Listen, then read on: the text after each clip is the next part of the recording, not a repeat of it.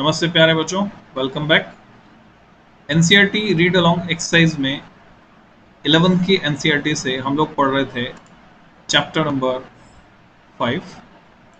Chapter number 5 यानी Newton's laws of motion. तो बच्चों, इसमें क्वेश्चन प्रैक्टिस करनी है हमें on problem solving in mechanics में अलग अलग तरह के पुली ब्लॉक और ये सब जो क्वेश्चंस बनते हैं वो हम सॉल्व करना सीखेंगे। So this is lecture number 12 of laws of motion। तो बच्चों इसको शुरू करते हैं। आप पेज नंबर 106 ओपन कर सकते हैं। एग्जाम्पल 5.12 डिस्कस करना है हमको। सी फिगर 5.15। ये डायग्राम एक आप देख रहे हैं। A wooden block of mass 2 kg rest on a soft horizontal floor। हम ये मान के चल रहे हैं फ्लोर जो है सॉफ्ट है, जिस पर 2 किलोग्राम का एक ब्लॉक रखा हुआ है। When an iron cylinder of mass 25 kg is placed on top of the block, ये आयरन सिलेंडर है जो डेफिनेटली हैवी है, और इसको जैसे हमने रखा, ये 25 किलो का है तो इसको रखने से क्या हुआ, द फ्लोर यील्ड्स स्टेडली, अंदर धंस गया, and the block and the cylinder together go down with an acceleration of 0.1 metre पर सेकेंड स्क्वायर। इस एक्सेलरेशन से नीचे जाता है। What is the action of the block on the floor. एक तो हमें यह बताना है कि ब्लॉक ने कितना एक्शन किया फ्लोर पे। पार्ट ए बिफोर, पहले कितना किया। Part B after the floor yields, floor के यील्ड होने के बाद यानी उसके दबने के बाद कितना किया। जी की वैल्यू हमें 10 मीटर पर सेकेंड स्क्वायर इसको लेना है। Identify the action reaction pairs in the problem, उनको भी हमें पहचानना है। सो the block is at rest on the floor. Its free body diagram shows two forces on the block। जब हम इसका फ्री बॉडी डायग्राम बनाते हैं तो ये दिख रहे हैं दो फोर्सेस हमको। एक तो नॉर्मल रिएक्शन R है, एक 20 न्यूटन नीचे लगता हुआ दिख रहा है। तो ये 20 न्यूटन किसकी वजह से है। 20 न्यूटन इसका खुद का वजन है, और जब 25 किलो का सिलेंडर रख देंगे तो 250 न्यूटन एक्स्ट्रा आ जाएगा। 2 kg into G that is 10 is 20 newton, इस तरह से है। सो हमने देखा कि force of gravitational attraction by the earth equal to 2 into 10 20 newton, and the normal force R of the floor on the block. तो first law से हम क्या लिख सकते हैं। फर्स्ट लॉ से हम लिख सकते हैं न्यूटन्स फर्स्ट लॉ की बात कर रहे हैं। F equal to M A second law होता है। फर्स्ट लॉ से हम लिख सकते हैं the net force on the block must be 0, क्योंकि ब्लॉक रेस्ट पर है। तो जब भी कोई ऑब्जेक्ट रेस्ट पर होता है या कांस्टेंट स्पीड से चल रहा होता है तो उस पर काम करने वाला फोर्स 0 होता है। That is R equal to 20 newton. इसलिए नॉर्मल रिएक्शन किसके बराबर होना चाहिए, 20 न्यूटन के बराबर, क्योंकि रेस्ट पर है। Using third law, the action of the block, the force exerted on the floor by the block is equal to 20 newton and directed vertically downwards. तो ये तो हुआ बच्चों पार्ट ए का आंसर। जब ब्लॉक रखा हुआ है, अभी हमने सिलेंडर नहीं रखा है, अभी ब्लॉक रखा हुआ है। So this is answer of part A. Okay,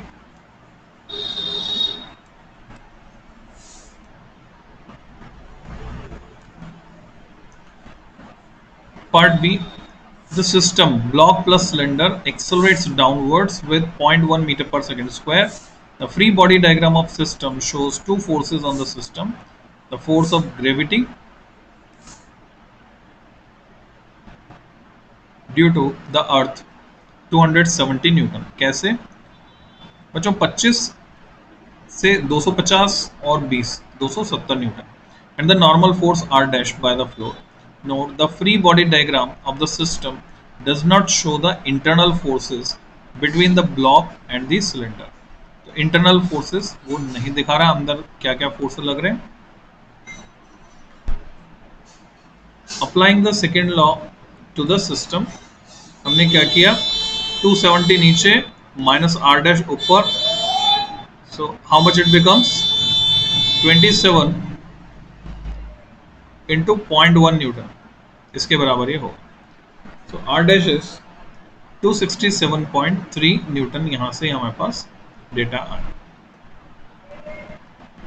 तो नेट फोर्स के लिए हम क्या करते हैं, m टोटल मास है 27, 25 प्लस 2 इंटू ए, एक्सेलेरेशन कितना है 0.1, तो एम ए से हमने इसको इक्वेट किया, यानी सेकेंड लॉ लगाया, F equal to M A, net force is M A. तो यहाँ हम देख पा रहे हैं by the third law the action of the system on the floor is equal to 267.3 newton vertically down. तो यहां से हमें पता चल रहा है कि यील्ड होने के बाद action of the system on the floor, नीचे धंसने के बाद इस एक्सेलेरेशन से जब वो जा रहा है तो वो 267.3 न्यूटन है, वर्टिकली डाउनवर्ड डायरेक्शन में है। अब एक्शन रिएक्शन पेयर्स को हम यहाँ पे समझेंगे। 4a पहले केस के लिए, force of gravity 20 Newton on the block by the अर्थ, उसको हम अगर एक्शन माने, तो force of gravity on the earth by the block उसको रिएक्शन माने तो वो 20 न्यूटन है, डायरेक्टेड अपवर्ड, जो कि डायग्राम में नहीं दिखाया गया, अर्थ जो लगाएगी। Second, the force on the floor by the block, block जो लगा रहा है वो एक्शन है, the force on the block by the floor वो रिएक्शन है। बी पार्ट में फोर्स ऑफ ग्रेविटी 270 न्यूटन है on the system by the अर्थ, तभी वो रुका, उसको हम एक्शन माने अगर, जो अर्थ लगा रही है। The force of gravity on the earth by the system, उसको हमें रिएक्शन मानना होगा, वो भी 270 newton. So action and reaction are equal and opposite. Directions हम समझ सकते हैं, वो भी अपोजिट होगी, एक नीचे की तरफ से दूसरा ऊपर की तरफ। The force on the floor by the system, अगर इसको हम एक्शन मानते हैं, the force on the system by the floor उसे रिएक्शन मानना होगा। In addition for B, the force on the block by the cylinder and the force on the cylinder by the block also constitute an action reaction pair. तो जहां जहां interfaces आ रही हैं वहां पर ये फोर्सेस काम कर रहे हैं और एक दूसरे पर ये काम कर रहे हैं, equal and opposite. The important thing to remember is that an action reaction pair consists of mutual forces which are always equal and opposite between two bodies. Two forces on the same body which happen to be equal and opposite can never constitute an action reaction pair। ये समझने की बात है, दो forces जो एक ही body पर काम कर रहे हैं, हालांकि वो इक्वल एंड अपोजिट हैं, पर वो कभी भी एक्शन रिएक्शन पेयर फॉर्म नहीं कर सकते हैं। ये आपको समझना है, because action and reaction forces acts on different bodies, not on the same body. So this is the main difference here. Okay, then remaining portion, ये summary आ गई है, chapter खत्म हो गया यहाँ पे। The force of gravity on the mass in A or B and the normal force on the mass by the floor are not action reaction pairs. Reason? These forces happen to be equal and opposite. For A, since the mass is at rest, they are not so for case B. जब वो floor yield कर रहा है तब हम ऐसा नहीं कह सकते। As in already, the weight of system is 270 Newton while the normal force R dash is 267.3 Newton। बच्चों गौर करने की बात है, ये डायनामिक सिचुएशन है। जब वेट ज्यादा है, रिएक्शन कम है, तो फ्लोर यील्ड करेगा। इसका उल्टा भी सही है, फ्लोर यील्ड कर रहा है, इसका मतलब डाउनवर्ड फोर्स ज्यादा है, अपवर्ड फोर्स कम। इसका उल्टा होता, रिएक्शन ज्यादा हो जाती तो वेट हवा में आ जाता बच्चों, एक्शन कम होता, रिएक्शन ज्यादा, तो सरफेस कांटेक्ट लूज हो जाता, सरफेस पर कांटेक्ट नहीं बनता। इसके लिए हम बच्चों लिफ्ट का केस डिस्कस करेंगे, बोर्ड पर डिस्कस करेंगे। प्रॉब्लम सॉल्विंग इन मैकेनिक्स का पार्ट है, मोशन ऑफ ए लिफ्ट, उस पर कई तरह के क्वेश्चन बनते हैं, क्वेश्चन भी सॉल्व करेंगे। इससे पहले इसको खत्म करते हैं हम चैप्टर को। The practice of drawing free body diagrams is of great help in solving problems in mechanics. आपने देखा होगा ऐसे डायग्राम की, या डे टू डे लाइफ में देखा होगा, एक पेंटर जो है किसी ऊंची बिल्डिंग पर जब पेंट कर रहा है वो एक ट्रॉली में बैठा है, उस ट्रॉली की रस्सी भी उसी के पास है, उसको खींचकर वो ट्रॉली को ऊपर भी कर लेता है, उसको छोड़कर वो ट्रॉली को नीचे भी ले आता है। How it become possible? So इस तरह की प्रॉब्लम्स भी हम डिस्कस करेंगे। It allows you to clearly define your system and consider all forces on the system due to objects that are not part of the system itself. A number of exercises in this and subsequent chapters will help you cultivate this practice. So, this is all about this chapter, laws of motion. इसके बाद summary points to ponder आते हैं बच्चों। summary points to ponder में अलग video में discuss करूँगा, या इसी में कर लेते हैं, ज़्यादा नहीं है तो इसमें ही कर लेते हैं। ओके, पॉइंट्स टू पॉन्डर से पहले हम समरी के पॉइंट्स देख लेते हैं। चैप्टर में हमने क्या क्या सीखा। पहला point, Aristotle's view that a force is necessary to keep a body in uniform motion is wrong. Aristotle's fallacy जो बोलते हैं, A force is necessary in practice to counter the opposing force of friction. उसके लिए चाहिए। Newton ने बता दिया था कि अगर कोई बॉडी चल रही है सर्टेन डायरेक्शन में, उसी डायरेक्शन में उसी वेलोसिटी से चलती रहेगी जब तक कि कोई एक्सटर्नल फोर्स उसको रोकने के लिए ना लगाए। Galileo extrapolated simple observations on motion of bodies on inclined planes and arrived at the law of inertia. Newton's first law of motion is the same law rephrased thus: every body continues to be in its state of rest or of uniform motion in a straight line unless compelled by some external force to act otherwise. In simple terms, the first law is if external force on a body is zero, its acceleration is zero, ऐसा हम कह सकते हैं। Momentum p किसी body का momentum decide करता है कि उसके अंदर कितना मोशन इनबिल्ट है। Momentum p of a body is the product of its mass m and velocity v, p equal to mv। Newton second law of motion क्या है? Rate of change of momentum of a body is proportional to the applied force. लिखने में हम लिखते हैं proportional relationship, पर अगर हम ऐसा यूनिट ले रहे हैं तो हम देखते हैं वो प्रोपोर्शनलिटी कांस्टेंट की वैल्यू 1 आ जाती है, तो ये इक्वल टू हो जाता है। और ध्यान रखना है किस डायरेक्शन में होगा, in the direction which the force acts, force की डायरेक्शन में ये चेंज होगा। Thus F equal to k times dp by dt और k times ma। F is the net external force on the body and a is its acceleration. हम constant को इस तरह से सेट करते हैं कि ऐसे ही सिस्टम में ये 1 हो जाता है, तो F इक्वल टू हो गया dp by dt equal to ma। इसे हम यूज करते हैं फॉर्मूले में। तो ऐसा unit of force is Newton.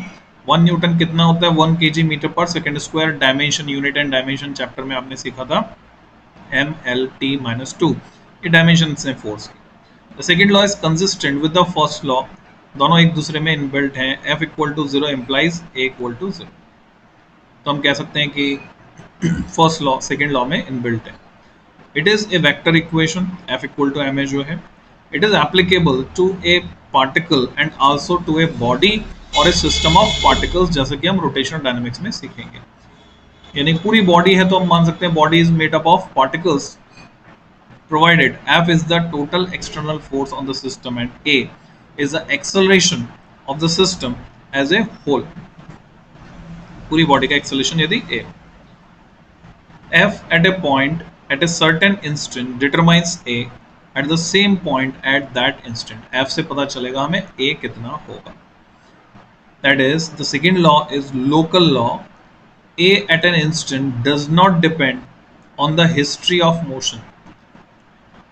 but जो important fact है इसको ऐसे समझो, आप एक कार में, बस में, ट्रेन में सफर कर रहे हैं, एरोप्लेन में भी कर सकते हैं, नो प्रॉब्लम। आपके पास एक टॉफी है, अभी आपको वो टॉफी पसंद नहीं तो आप उसे फेंकना चाहते हैं। जब तक बस एक्सेलरेट हो रही है, मान लीजिए बस का एक्सेलरेशन है 5 मीटर पर सेकेंड स्क्वायर, ज़्यादा है या कम है अंदाज़ा लगाकर देखो, किलोमीटर पर आवर स्क्वायर में कन्वर्ट करके देखो, उसको तो पता चल जाएगा ज़्यादा है या कम है। तो 5 मीटर पर सेकेंड स्क्वायर से बस एक्सेलरेट कर रही है, तो आपके हाथ में जो टॉफी है वो भी 5 मीटर पर सेकेंड स्क्वायर से एक्सेलरेट कर रही है, आप भी 5 मीटर पर सेकेंड स्क्वायर से एक्सेलरेट कर रहे हो। पर जिस क्षण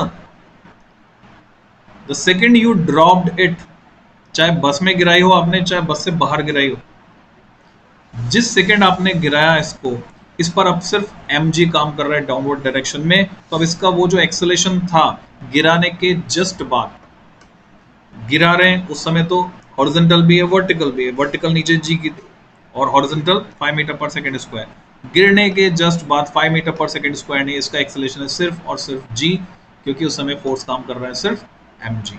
और जैसे ये बस के फर्श के फ्लोर के कांटेक्ट में आएगी, फिर से इस पर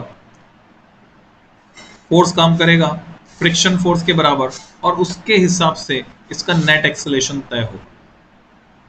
तो मैं समझता हूं आप समझ गए होंगे, हमने डिस्कस किए थे points. Next is impulse is the product of force and time, बहुत ही important quantity impulse I, which equals change in momentum, और इसको हम impulse momentum theorem के नाम से जानते हैं बच्चों। The notion of impulse is useful when a large force acts for a short time to produce a measurable change in momentum. Since the time of action of the force is very short, one can assume that there is no appreciable change in the position of the body during the action of the impulsive force। ये assumption हम लेकर चलते हैं कि उतने short time interval में कोई प्रभावी परिवर्तन बॉडी की पोजीशन में नहीं हुआ है। जैसे फुटबॉल को जब हम किक मार रहे हैं, तो किक मारने के दौरान जब किक का कांटेक्ट हो रहा है, पैर का कांटेक्ट हो रहा है, उस दौरान हम ये मान के चलते हैं उसकी पोजीशन में कोई चेंज नहीं हुआ। Newton third law of motion, to every action there is always an equal and opposite reaction, ये हमने सीखा पढ़ा। Then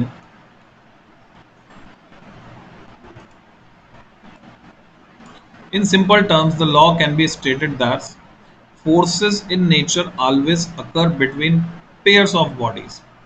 Force on a body A by body B is equal and opposite to the force on body B by body A.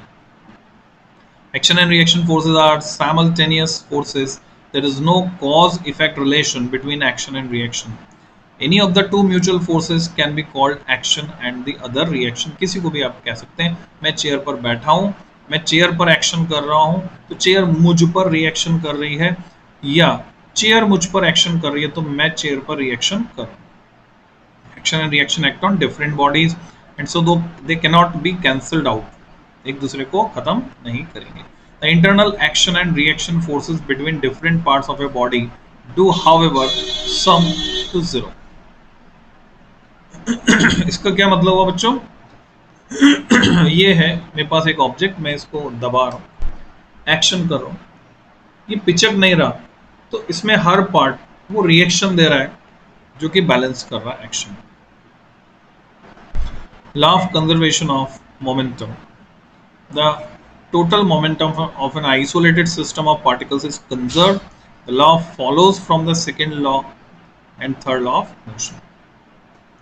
Friction क्या है? अच्छा, momentum conservation जो है second law भी लिंक होता है और थर्ड लॉ भी लिंक होता है, ये समझा। Frictional force opposes impending or actual relative motion between two surfaces in contact. It is a component of the contact force, जैसे कि हमने पहले पढ़ा था, along the common tangent of the surfaces in contact. तो ये कंपोनेंट है। Static friction Fs से दिखा है opposes impending relative motion, kinetic friction Fk से दिखा है opposes actual relative motion. They are independent of the area of contact and satisfy the following approximate laws. तो मोस्ट इंपॉर्टेंट पॉइंट क्या है? Area of contact पर depend नहीं करता, cycle में ब्रेक शू बड़े हों या छोटे हों, doesn't matter. Satisfy the following approximate laws. Fs static state में फ्रिक्शन जो है Fs मैक्स से इक्वल या बराबर हो सकता है, जो कि μs times r normal reaction के बराबर होता है। r is normal reaction here. Kinetic friction हमेशा म्यू के इनटू r के बराबर होगा और स्पीड इंडिपेंडेंट होता है almost. μs coefficient of static friction, mu K coefficient of kinetic friction जो कि μs से थोड़ा सा कम होता है, are constant characteristics of the pair of surfaces in contact. It is found experimentally that mu K is less than μs, और हमें पता होना चाहिए mu are coefficient of rolling friction इससे भी कम होता है। बच्चों ये कुछ क्वांटिटीज जो हमने इस चैप्टर में नहीं पढ़ी, उनकी यूनिट्स, डायमेंशन एंड रिमार्क्स, ये आपको प्रैक्टिस करना है, खुद ही इनकी डायमेंशन निकालना सीखेंगे आप। पॉइंट्स टू पॉन्डर में अगर बात करें, force is not always in the direction of motion, जरूरी नहीं है। Depending on the situation, F may be along V, opposite to V, normal to V, or may make some other angle with V. जैसे ये object है, मैंने धागा बांधा है इस पे, धागा बांध के इसको मैं ऊपर की तरफ खींचूं, जरूर नहीं है ऊपर जाएगा, ये सीधा सीधा इधर भी जा सकता है, जबकि मैं खींच रहा हूं ऊपर की तरफ।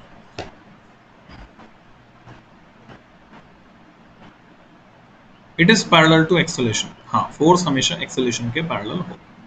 If v equal to 0 at an instant, that is, body is momentarily at rest, it does not mean that force or acceleration are necessarily zero. Top most point पर जाकर बॉडी रेस्ट पर आती है, पर वहां पर जी काम कर रहा होता है, यानी ग्रेविटेशनल फोर्स काम कर रहा होता है। For example, when A ball throne upward reaches its maximum height, v equal to 0, but the force continues to be its weight mg, and the acceleration is not 0 but g. Force on a body at given time is determined by the situation at the location of the body at that time. उससे तय होगा force. Force is not carried by the body, अपने साथ नहीं ले जाती है from its earlier history of motion. बस से आपने पत्थर गिरा दिया तो उसके बाद उसका एक्सेलरेशन जी है।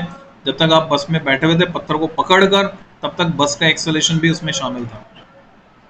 The moment after a stone released out of an accelerated train, there is no horizontal force or acceleration on the stone if the effects of the surrounding air are neglected. The stone then has only the vertical force of gravity. पत्थर पर सिर्फ वही काम करे।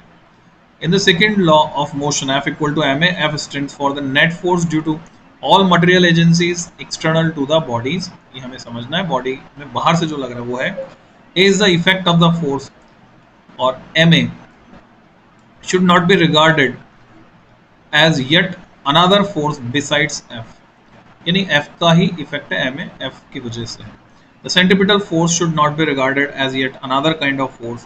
It is simply a name given to the force that provides inward radial acceleration to a body in circular motion. जब भी circular motion होगा तो जो फोर्स जिम्मेदार है उसके लिए वो सेंट्रीपिटल फोर्स है, अलग से कहीं से कोई नहीं आया। We should always look for some material force like tension, gravitational force, electric force, friction etcetera, जो कि प्रोवाइड करेंगे इस सेंट्रीपिटल फोर्स को इन एनी सर्कुलर मोशन। तो ये हमें समझना है।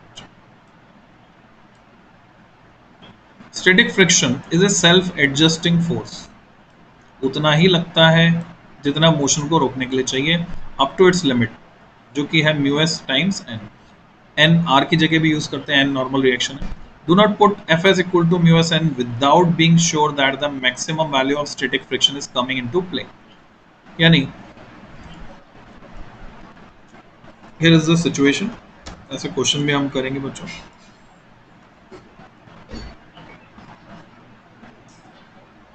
ओके, मैंने जोड़ा ही नहीं है इसको अभी।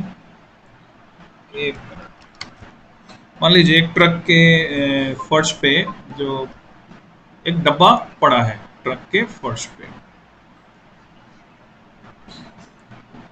हॉरिजॉन्टल फ्लोर, ये ट्रक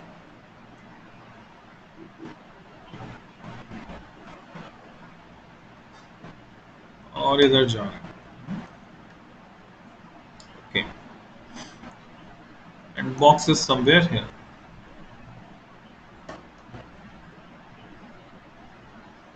बॉक्स का जो वेट है बच्चों वो काम करेगा डाउनवर्ड डायरेक्शन में। मान लो 20 kg का बॉक्स है, 20 kg बॉक्स, तो नीचे काम करेगा mg यानी 200 न्यूटन। मैं g को 10 मीटर पर सेकेंड मान के चल रहा हूँ,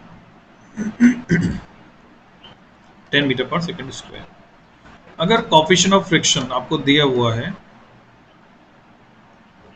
mu S static friction, suppose 0.5, काफी ज्यादा हो गया, 0.5 मान लें, तो मैक्सिमम फ्रिक्शन फोर्स जो लग सकता है, जैसे होगा क्या, एक स्यूडो फोर्स इस पे काम कर रहा है। स्यूडो फोर्स किसको कहते हैं, दिख नहीं रहा कोई फोर्स लग रहा है, और ट्रक जब इसको उधर खींच के ले जा रहा है तो ये पीछे क्यों नहीं जा रहा, बिकॉज इस पर फ्रिक्शन लग रहा है आगे की तरफ।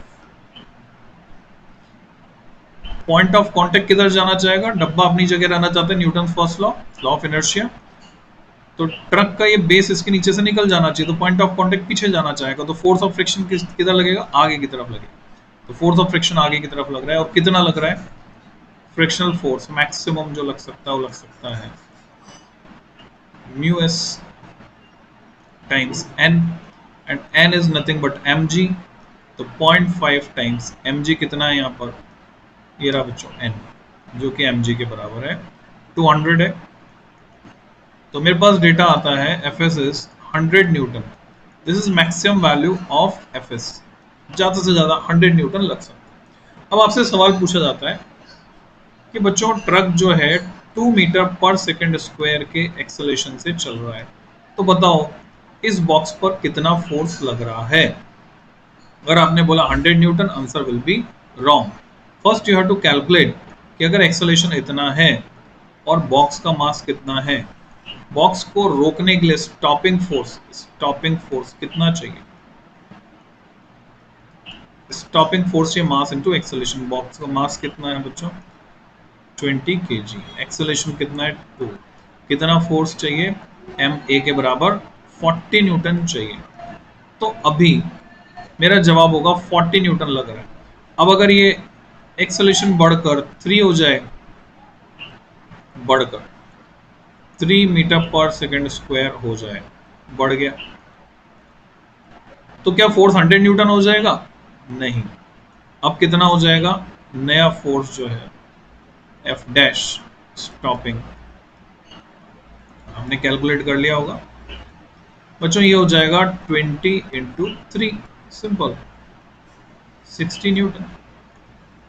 तो ये कब तक बढ़ेगा? इट विल इंक्रीज जब तक कि 100 न्यूटन नहीं हो जाता। 100 न्यूटन से ज्यादा हो गया तो फिर बच्चों बॉक्स धीरे धीरे खिसक कर पीछे जाने लगेगा। At the most it can be 100 Newton, और एक बार बॉक्स मोशन में आ गया तो फिर ये म्यूएस काम नहीं करेगा, फिर इसकी जगह म्यू के काम करेगा, जो कि म्यूएस से कम होता है। तो फ्रिक्शन डिक्रीज हो जाता है। इसीलिए फ्रिक्शन का जब हम ग्राफ खींचते हैं, ग्राफ कुछ ऐसा आता है, अप्लाइड फोर्स और friction. This is applied force F applied, this is frictional force, छोटे एफ से मैंने दिखाया। शुरू में दोनों बढ़ते हैं, अप्लाइड फोर्स बढ़ेगा तो फ्रिक्शन भी बढ़ेगा। फ्रिक्शन मैक्सिमम लिमिट पर जाकर अपनी लिमिटिंग वैल्यू अटेन करता है, उसके बाद थोड़ा सा घटकर फिर कांस्टेंट हो जाता है, काइनेटिक फ्रिक्शन में कन्वर्ट हो जाता है। So friction, static friction is self adjusting up to its limit mu s times n, without being sure the maximum value of static friction is coming into play। काम आ रहा है कि नहीं आ रहा रोकने के लिए, जब आप उसके हिसाब से तय करें। The familiar equation mg equal to r for a body on a table is true only if the body is in equilibrium, तभी दोनों बराबर होंगे। The two forces mg and r can be different, अलग अलग हो सकते हैं। Example है body in an accelerated lift, इसको हम डिस्कस करेंगे बच्चों नेक्स्ट लेक्चर में, लिफ्ट का मोशन में डिस्कस करेंगे। The equality of mg and r has no connection with the third law. The terms action and reaction in the third law of motion simply stand for simultaneous mutual forces between a pair of bodies. Unlike their meaning in ordinary language, action does not precede or cause reaction. Action and reaction act on different bodies। बच्चों different bodies पर भी और ये simultaneously लगते हैं। ऐसा नहीं कि आपको थप्पड़ पड़ा फिर आपको गुस्सा आया तो हम बोले थप्पड़ पड़ा वो एक्शन हो गया और गुस्सा आना रिएक्शन हो गया। This is not an appropriate example. आपको आपको नहीं, राम को श्याम ने थप्पड़ मारा, श्याम ने राम को वापस थप्पड़ मारा, क्या हम इसको एक्शन रिएक्शन कह सकते हैं? डिफरेंट बॉडीज है नो डाउट, उतना ही जोर से थप्पड़ मारा, ठीक है, फिर भी ये एक्शन रिएक्शन नहीं है, बिकॉज यहां जो एक्शन रिएक्शन पेयर है वो साइमल्टेनियस होंगे। जैसे ही एक्शन होगा वैसे ही साइमल्टेनियसली रिएक्शन होगा। एक्शन हो रहा है रिएक्शन नहीं हो रहा तो एक नेट फोर्स आ जाएगा जो मूवमेंट क्रिएट कर देगा। The different terms like friction, normal reaction, tension, air resistance, viscous drag, thrust, buoyancy, weight, centripetal force all stand for force in different constant। यानी इनमें से किसी भी टर्म की डायमेंशन अगर आपसे पूछ ली जाए तो बच्चों सबकी डायमेंशन क्या होगी? जो फोर्स की डायमेंशन, यूनिट वही न्यूटन। और applying the second law of motion, there is no conceptual distinction between inanimate and animate objects, ठीक है। अब ये क्या होते हैं, गूगल कर लेना बच्चों। Inanimate and animate objects, what are these? An animate object such as a human also requires an external force to accelerate. For example, without the external force of friction, we cannot walk on the ground. The objective concept of force in physics should not be confused with the subjective concept of feeling the force. On a merry-go-round, all parts of our body are subject to a inward force, but we have a feeling of being pushed outward the direction of impending motion. इसको समझना है बच्चों, 2-3 बार पढ़ना है इस point को, फिर समझना यहां पर स्यूडो फोर्स एग्जिस्टेंस में आता है। तो बात कर रहे हैं objective concept of force in physics should not be confuse with the subjective concept of feeling the force. Force होना एक्चुअल में और फोर्स फील करना, these are two different aspects. जैसे कि मैरी गो राउंड में अगर आप बैठ गए हैं या कार में बैठे, कार टर्न ले रही है, all parts of our body are subjected to an inward force. तभी तो सेंट्रीपिटल फोर्स होगा, तभी तो सर्कुलर मोशन होगा। बट हमें जो महसूस होता है, हम बाहर की तरफ एक फोर्स एक्सपीरियंस करते हैं, पुश्ड आउटवर्ड। यही वो फोर्स है, कपड़े वॉशिंग मशीन में, ड्रायर में सूख रहे हैं तो कैसे सूखते हैं बच्चों? ड्रायर जो होता है सिलेंड्रिकल ड्रम है जिसमें छेद है, वॉशिंग मशीन में देख लेना आप खोल के, फ्रंट लोड टॉप लोड जैसे भी हो, ऊपर से ढक्कन खुलेगा तो ये ड्रायर मिलेगा जिसमें यहाँ पर बच्चों छोटे छोटे छेद हैं। ऑटोमेटिक वॉशिंग मशीन में कपड़े को सुखाने के लिए, स्पिनर भी बोलते हैं इस ड्रम को। यहाँ नीचे मोटर लगी होती है जो इसको चलाती है,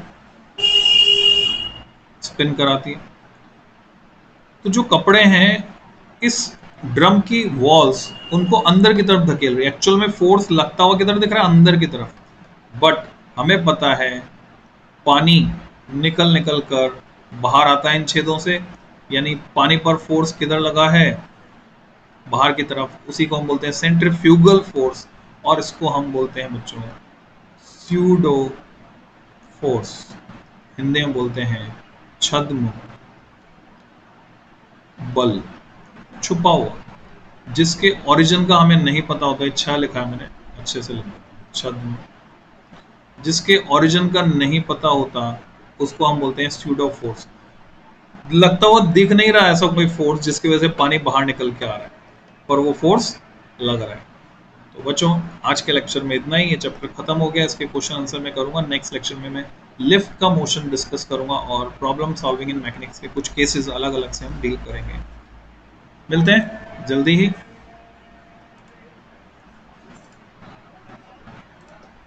okay, thank you, happy learning.